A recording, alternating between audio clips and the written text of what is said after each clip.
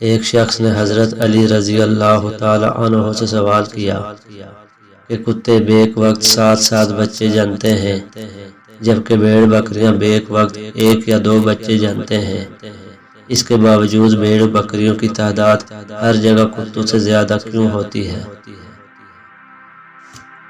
حالانکہ ہم آئے روز بھیڑ بکریوں کو ذبح بھی کرتے ہیں، قربانی کرتے ہیں، پھر بھی وہ ہمیشہ کتوں سے زیادہ ہوتی ہیں۔ حضرت علی رضی اللہ تعالی عنہ نے فرمایا، یہی چیز برکت ہے۔ اس شخص نے کہا، برکت بھیڑ بکریوں میں ہی کیوں ہے، کتوں میں کیوں نہیں؟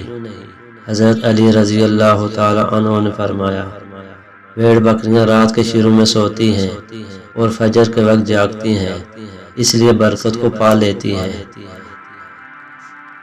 مگر کتے ساری رات بھونک کر فجر کے قریب سو جاتے ہیں اور رحمت اور برکت سے محروم ہو جاتے ہیں۔